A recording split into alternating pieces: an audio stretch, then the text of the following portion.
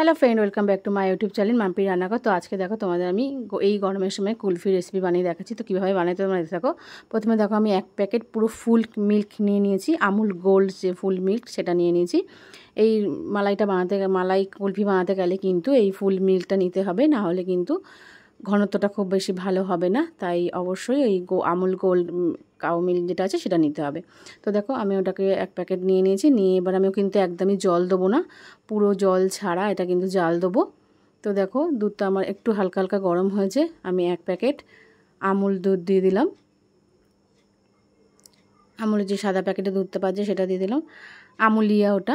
আর আমুলও দেবো, 2 প্যাকেট দুধই দেবো।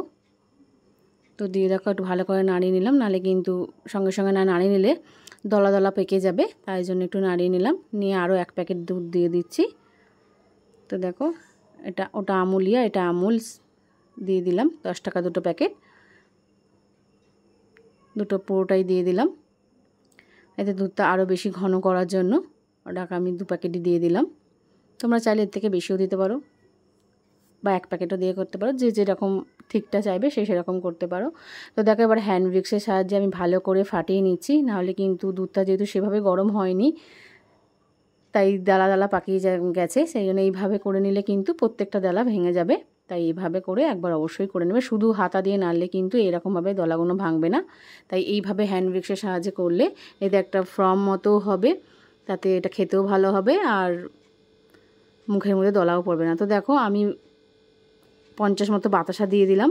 যেহেতু আমুল দুধে কিন্তু অনেকটাই মিষ্টি থাকে, তাই আমি আর চিনি দিলাম না, আমি বাতাসা দিলাম। তোমরা চাইলে স্বাদ মতো চিনি দিয়ে দিতে পারো, আমি চিনি দিয়ে খাবো না তাই চিনিটা দিলাম না। দিয়ে দেখো ভালো করে আমি নাড়তে থাকছি। এটা কিন্তু অনবরত নাড়তে হবে, যেহেতু নাহলে দুধ দেওয়ার পরে কিন্তু একদম লেগে যাবে কড়াই, তাই কিন্তু অনবরত নাড়তে হবে। দেখো আমি কিছু ড্রাই ফ্রুটস দিয়ে দিলাম, এখানে কাজু কিশমিশ আর আমন্ড বাদাম আছে।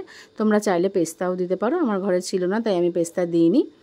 সবগুলোকে কিন্তু একভাবে অনবরত কিন্তু নাড়তে হবে, নাহলে কিন্তু তলায় একদম লেগে যাবে। সেটা বারবার বলছি, দুধ জিনিস মাত্রই কিন্তু সবসময় নাড়তে হয় অনবরত, না নাড়লে কিন্তু একদম তলায় লেগে যায়, তাতে পোড়াটা গন্ধ লেগে যায়।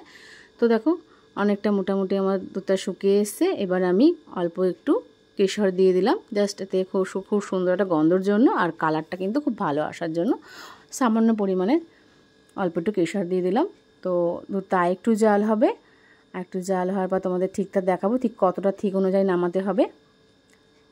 দেখো আমার জাল কিন্তু অনেকটা দেওয়া হয়ে গেছে। এবার আমি গ্যাস বন্ধ করে দেবো। গ্যাস বন্ধ করে দিয়ে আমি এটা পাখার তলায় নিয়ে গিয়ে ঠান্ডা করে নেব।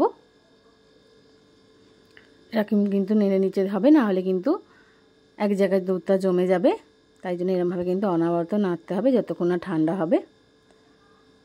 তো দেখো মোটামুটি হয়ে গেছে। ঘনত্বটা কিন্তু এইভাবেই নামাতে হবে, এর থেকে বেশি পাতলা করলে হবে না, আবার এর থেকে বেশি কিন্তু শুকিয়ে নিলেও হবে না। ঠিকটা এইভাবেই করতে হবে। তো দেখো আমি একদম গ্যাস থেকে নামিয়ে পাখার তলায় ঘরে নিয়ে আবার চলে আসবো। নিয়ে এসে আমি এটাকে ঠান্ডা করে নেবো। ঠান্ডা করার পর কিন্তু এই ঠিকটা আরও হয়ে যাবে। এখন গরম আছে বলে একটু পাতলা আছে, ঠান্ডা হওয়ার পর আরও ঠিকটা হয়ে যাবে। তো দেখো অনবরত কিন্তু আমি নেড়ে যাচ্ছি, তোমরা সেটা দেখতেই পাচ্ছ।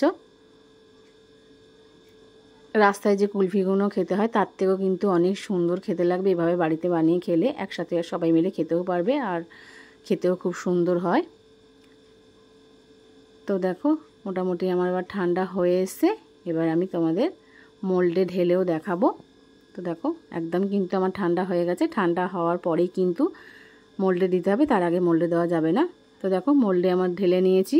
ঢেলে নিয়ে আমি এবার ঢাকনাগুলোকে লাগিয়ে দিচ্ছি। এবার আমি এটাকে সারা রাত ডিপ ফ্রিজের মধ্যে রেখে দেবো। তারপরে তোমাদের আমি দেখাবো যে এটা কতটা সুন্দর হয়েছে। দোকানের থেকে কিন্তু কোনো অংশে কম হয়নি, বরঞ্চ আরও বেশি সুস্বাদু খেতে হয়েছে। তো দেখো আমার ওভারনাইট রাখা হয়ে গেছে। এবার আমি একটা সার্ভিং প্লেটে সার্ভ করে দিচ্ছি। তো কত সুন্দর দেখতে লাগছে দেখো। এইভাবে কিন্তু তোমরা বাড়িতে বানিয়ে খেলে দোকানে বানিয়ে একদম খেতে ইচ্ছা করবে না। তো আমার রেসিপিটা কেমন লাগলো, ভালো লাগলে লাইক কমেন্ট সাবস্ক্রাইব করে দেবেন। নতুন বন্ধুদের পাশে থাকবে।